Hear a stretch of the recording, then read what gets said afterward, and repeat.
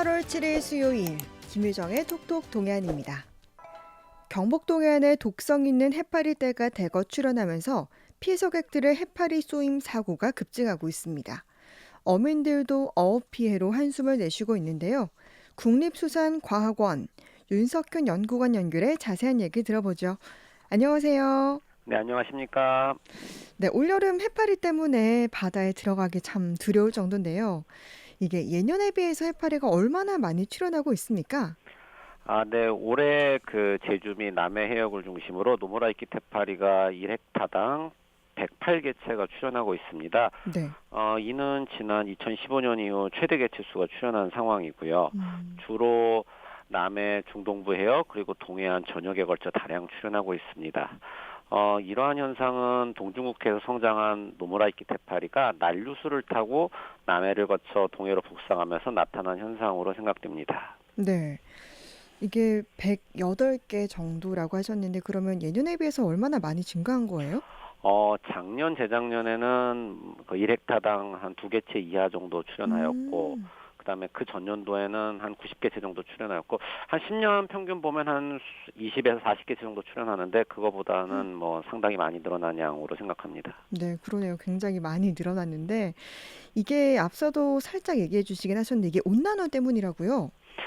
예, 기후변화에 따라서 우리나라 주변 해역의 표층 수온이 급격하게 상승하고 있고요. 그에 따라 네. 우리나라 주변 해역이 아열대화되고 있다라고 많이들 전문가들이 지적하시는데요. 네. 수온 상승이 이제 아열대성 해파리의 출현 빈도를 증가시키는 데 주요한 원인으로 작용할 수 있습니다. 다만 이제 노모라이깃 해파리의 경우는 연도에 따라서 우리나라로 유입되는 유입량의 차이가 상당히 많은데 네. 이것은 이 노모라이깃 해파리의 기원지인 중국 연안과 그리고 성장하는 동중국해 해역에 해파리 먹이 조건의 차이가 나기 때문에 나타나는 현상이라고 생각을 합니다. 네. 지금 이 해파리가 남해와 남부 동해안에서 이제는 강원도까지 올라온 상황이라면서요.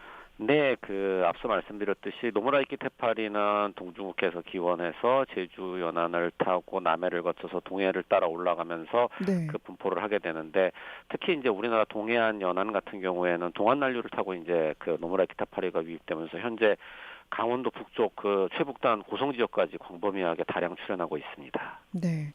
진짜 동해안에 살지만 이렇게 많은 해파리 저도 처음 봤었는데 이 해파리 종류도 사실은 굉장히 많더라고요.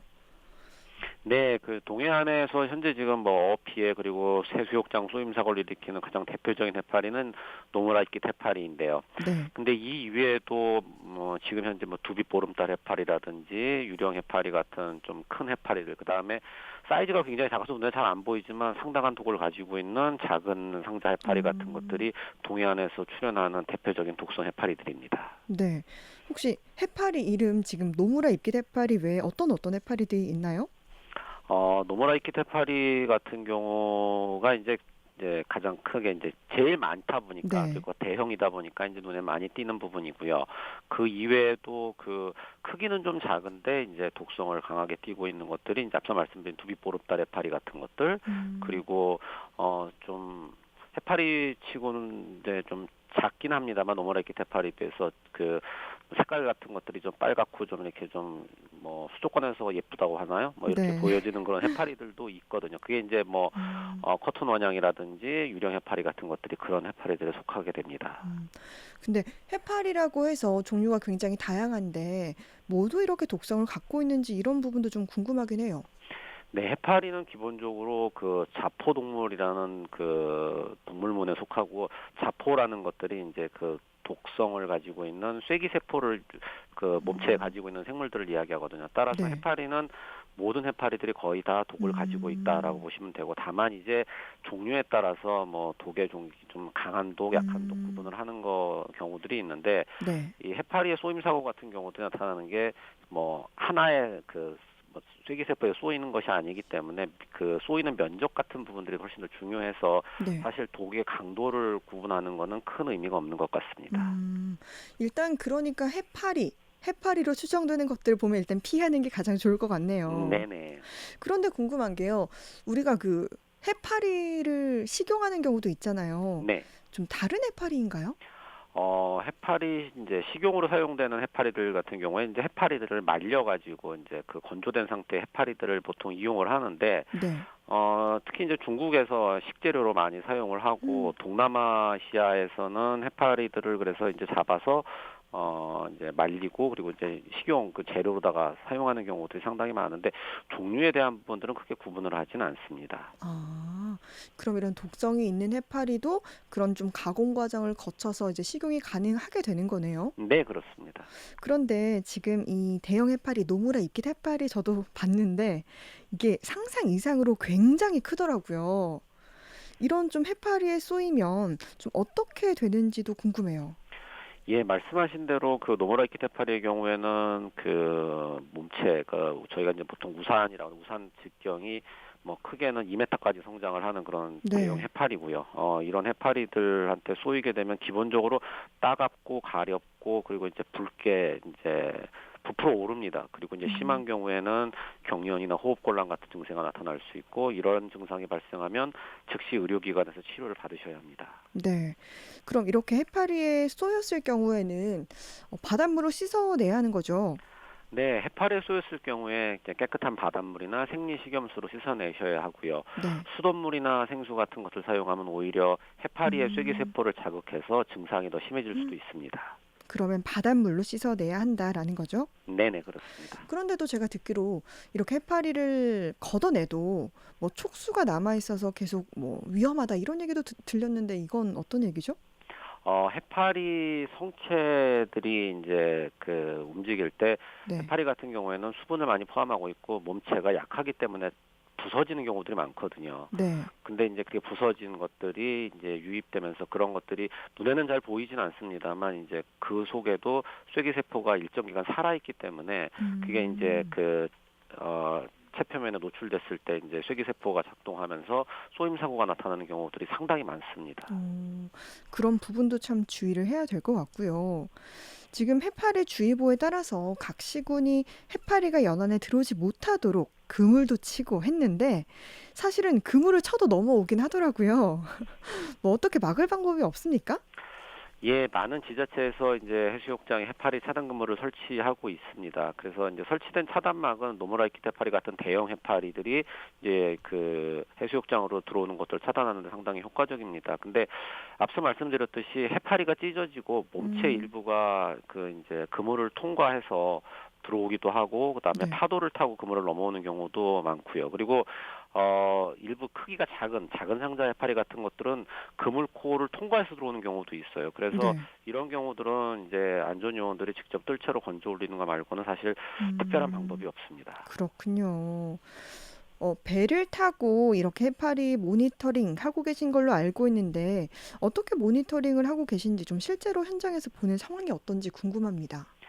예, 그 해파리 저희가 이제 현장 조사의 경우에는 이제 직접 배를 타고 나가서 그 조사하는 목시 조사, 그다음에 이제 음향 탐사 장비를 이용한 음향 조사 등을 통해서 해파리의 전체 개체수를 파악하는데요. 그리고 아울러서 형태적인 거라든지 유전자 분석 등을 통해서 해파리의 종을 분석하고 있고요. 그리고 넓은 해역을 관찰하기 위해서 드론이나 항공기를 이용한 광역 모니터링도 같이 수행을 음, 합니다.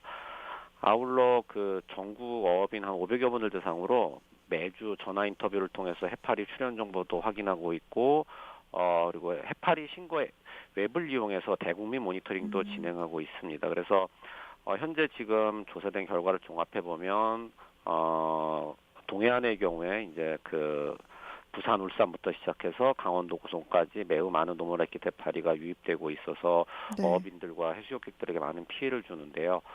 남해 제주를 거쳐서 지속적으로 유입되고 있다 보니까 8, 9월까지 이런 상황이 계속 지속될 것이라고 우려하고 있습니다. 그렇군요. 지금 이게 사실은 뭐 피서를 온 피서객들도 그렇지만 어민들도 많은 피해를 입고 있다고 하더라고요. 이제 해파리가 그물에 걸리면 그물이 찢어지기도 하고 또 어자완 감소도 시킨다고 하는데 그래서 지금 수매를 하고 있는 거죠? 네, 그렇습니다. 지금 해파리로 인한 어업인들의 피해가 상당히 심각한데요. 그래서 이 해파리로 인한 그 수산 피해를 보존하기 위해서 해양수산부와 지자체는 이제 함께 해파리 수매 작업을 현재 지금 실시하고 있습니다. 그리고 아울러 남해나 서해의 경우에는 해파리 절단망을 이용해서 해파리 구제 사업도 같이 수행하고 있는데요. 네. 올해의 경우 워낙 해파리 유입량이 많다 보니까 어민들의 피해가 매우 극심한 상황이고 이러한 상황을 고려해서 각 지자체에서는 뭐 재난 예비비들을 확보해서 추가적인 소매 작업을 계속 진행할 예정이라고 알고 있습니다. 네. 이 해파리가 8, 9월까지는 계속 된다고 했는데 이게 그럼 언제쯤 이 문제가 좀 해결될 걸로 예상하시나요?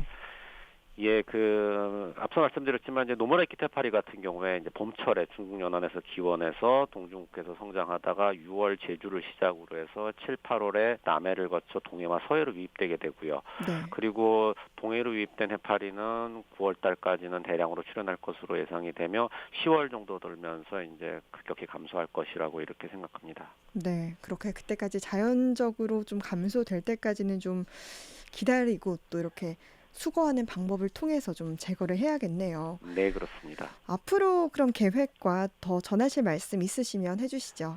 네, 지금 현재 동해안으로 유입되는 해파리의 양을 좀 더 정확하게 이제 파악하고 예측하기 위해서 지금 8월 현재 우리나라 전체 해역과 동해, 서해, 남해 및 동중국해 전역에서 지금 해파리 조사가 실시되고 있고요. 조사 결과가 나오는 대로 신속하게 국민들께 관련 정보를 전달해 드릴 예정입니다. 향후 이제 기후 변화 등으로 인해서 해양 생태계 변화가 불가피하게 나타날 텐데 이에 따라 해파리의 출현도 더 많아질 가능성이 높을 것 같아요. 그래서 과거에 경험해보지 못한 새로운 상황에 대비한 보다 철저한 준비가 필요할 것이라고 생각합니다. 네. 무엇보다 안전하게 해수욕하는 게 중요하니까요. 또 해파리가 보이면 일단 피하는 게 가장 중요합니다. 네, 국립, 그렇습니다. 네, 국립수산과학원 윤석현 연구관과 이야기 나눴습니다. 말씀 고맙습니다. 네, 감사합니다.